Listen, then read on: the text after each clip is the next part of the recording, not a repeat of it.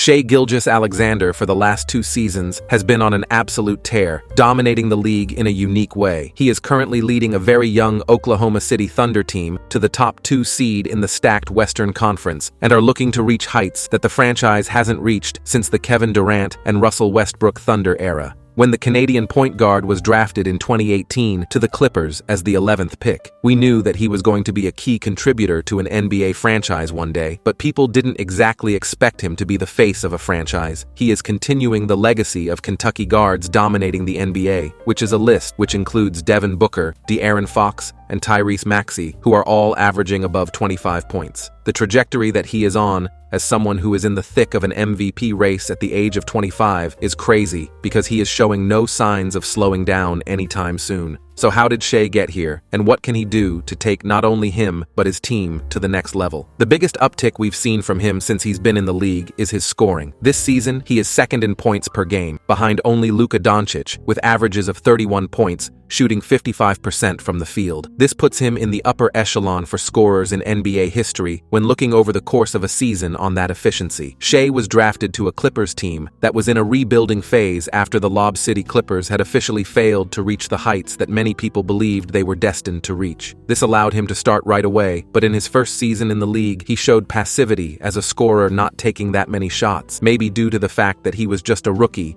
and was looking to grow as a scorer, but he has always been efficient. He was traded to the Thunder in his second year in the league, and this is when the scoring uptick began. He went from averaging 10 points in his rookie year to 19 points in his second year under the tutelage of Chris Paul on a rebuilding OKC team. As he's made the team his own through the years, his scoring has increased every year, and Shai has averaged 31 points through the last 2 seasons, shooting 52% from the field. His scoring is very different to the guards in the NBA who put up huge scoring numbers in today's league. The top 3 guard scorers other than Shai are Luka Doncic, Donovan Mitchell, and Steph Curry. All 3 of these guards are high-volume 3-point shooters, taking over 9 threes a game. Steph leads the league with 12 3-point attempts a game, Luka shoots 10, and Mitchell 9. In contrast, Shai is a low-volume 3-point shooter. He has an old-school type game reminiscent of how they played in the 90s, focusing on the mid-range pull-up and getting to the rim. Shai is 3rd in the league in free throw attempts, shooting 9 a game at 88%. If Shai was to ever take and make 3-point shots at a higher volume, he may move from being one of the best scorers in the league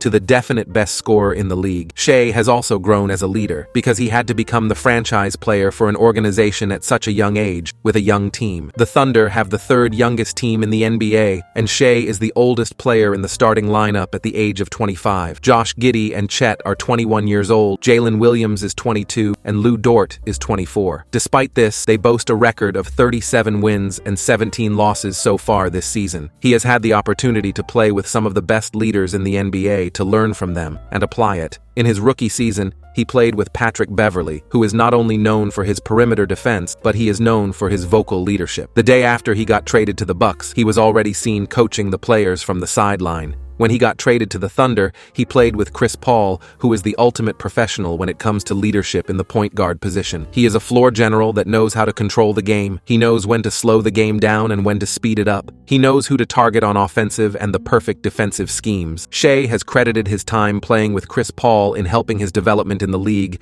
and with the winning record, it proved to have worked. This Thunder team has so much potential to be one of the premier teams to dominate the league for a long time, and to do so, Shai must be the ultimate leader. When looking at the dynasties in NBA history, every team had a go-to guy. For the Golden State Warriors, it was Curry for 2 of their championships, and when Kevin Durant was on the team, it was him. When the Lakers three-peated in the early 2000s, Shaquille O'Neal was their go-to guy, and when the Bulls won 6 championships in the 90s, Michael Jordan was their go-to guy. This doesn't mean that the other pieces on the team won't have to step up, because Steph and KD had each other, Shaq has Kobe, and Mike had Scottie Pippen. When the time comes, Shai will be the guy, but the player to step up will probably be Chet. His leadership was shown last summer when he led the Canadian national team in the FIBA World Cup. They ended up finishing in 3rd place, which is the best achievement in Canadian basketball history so far, and to do this, they had to beat out the favored USA team that many people thought were going to be the inevitable champions of the tournament, due to having the highest number of NBA players and the best selection of players possible. Leading your country in international competition is no small feat, and Shai helped lead them to the 2024 Olympic Games.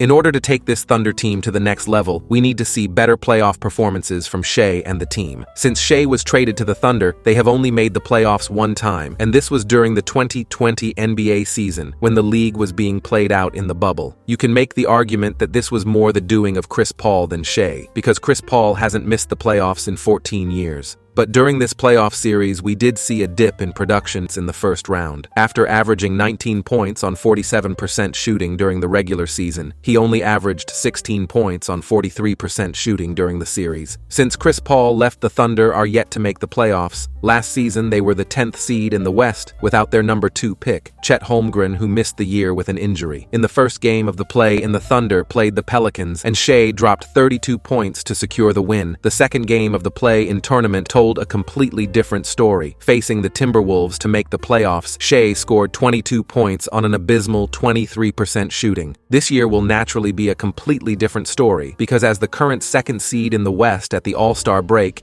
it would take a complete disaster for the Thunder to not make the playoffs. They would likely not have to play a play-in game, meaning they go straight to the playoffs for the first time in 4 years. The Thunder on paper have a team that can be seen as legitimate contenders based on their regular season performance, but we know this doesn't always carry on into the playoffs. They have length, speed, size, scoring, and defense. This usually is a recipe that is made to make a deep playoff run, but this young team that has limited playoff experience. As mentioned earlier, Shai is the only person in the starting lineup that is 25 or older, so the bright lights of the playoffs may be too much for a team as young as this, especially considering how stacked the Western Conference is. The first seed is still up for grabs, with there only being 6 games between the number 1 seed and the 6th seed. Also, the 9th and 10th seed are the Warriors and Lakers, and one or both teams can sneak into the playoffs. Although they are having poor regular seasons in comparison to their standards, they are a team that the top seeds would try and avoid in the playoffs, because they have the most championship experience and know how to navigate through the playoffs. The Thunder have done a great job in building this team back up from the days of KD, Russ, and Harden days, and from the Westbrook and Paul George days, and could be a team that dominates the NBA for many years to come. With Joel Embiid injured, Shai's MVP chances are at an all-time high. He is currently second in the MVP race,